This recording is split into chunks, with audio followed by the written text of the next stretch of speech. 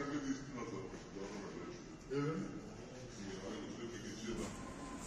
majority after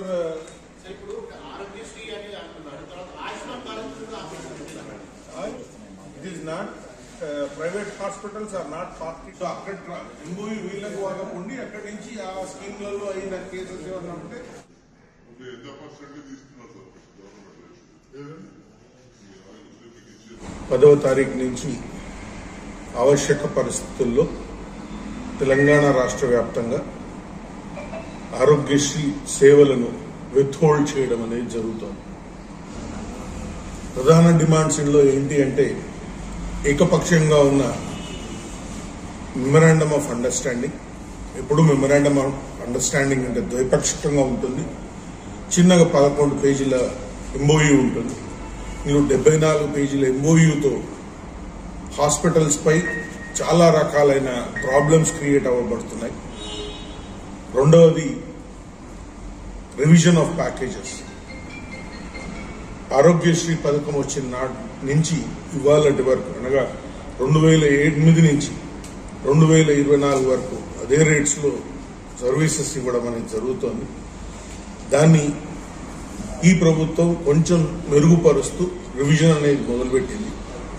ఆ provision process ఏదైతే మొదలుపెట్టిందో అందులో తీవ్రంగా తెలంగాణ నెట్వర్క్ హాస్పిటల్స్ ఏవైతే ఎక్కువగా ఆరోగ్యశ్రీ సేవలు డిస్ట్రిక్ట్స్ లో ఇస్తాయో వాటికి తీవ్ర నష్టం అనేది జరుగుతోంది.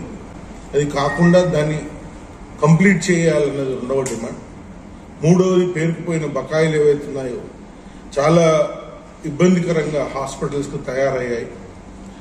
జీతభత్యాలు ఇవ్వాలనే కానీ వచ్చిన కన్సల్టెంట్స్ కు మనీ ఇవ్వడమే కానీ లేకుంటే వచ్చే వెండర్స్ కు ఏదైతే హాస్పిటల్ సప్లైస్ ఉన్నాయో వాళ్లకు బకాయిలు చెల్లించడమే కానీ ఇవన్నీ ఇబ్బందికరంగా మారుతున్నందుకు పాత బకాయిలు చెల్లిస్తూ ఇప్పటి నుంచి పేమెంట్స్ ఏవైతే ఉన్నాయో వాటిని అక్కడ సరళీకృతం చేస్తూ రెగ్యులర్ గా వచ్చే విధంగా చేయాలని.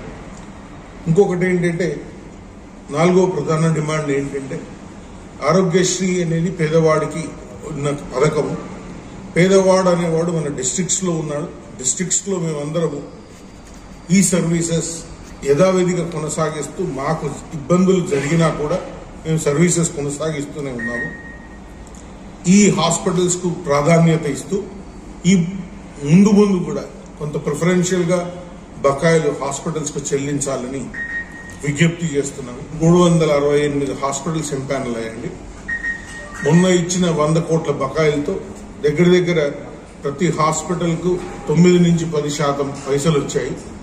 దాని అర్థం ఏంటి అంటే అనదర్ 90% అమౌంట్ రావాలి. సో దగ్గర మా అంచనా మేరకు this will be somewhere between 900 to 1000 crores. దగ్గర 18 to 20 months ఈ పేమెంట్స్ అనేది రావటం లేదు. సో వాటితో కూడా హాస్పిటల్స్ కి ఇబ్బంది జరుగుతుంది. 9వ తారీఖు గౌరవనీయులు CEO గారు సంప్రదింపులకు పిలిచారు. వారితో మాట్లాడారు. వాటికి మాకు కావాల్సిన ఇవేంటి అనేది కూడా వారికి సూచించాము. మళ్ళీ అదేవిధంగా 11వ తారీఖు 12వ తారీఖు ఆదివారం రోజు కూడా వారితో మళ్లీ సంప్రదించడం అనేది జరిగింది. వారికి మళ్లీ అదే విధంగా తను చెప్తున్నాడు. బట్ మాకేంటి అంటే ఇదివరకు గత 8 ఏళ్లుగా ప్రతిసారి ఇదే జరుగుతుంది. 100 కోట్లు ఇవ్వడం, వాళ్ళు ఇస్తాను అన్న హామీ కొద్ది మేము వెనుకకు తగ్గడము, మళ్ళీ అదే పరిస్థితిలో ఉండడం.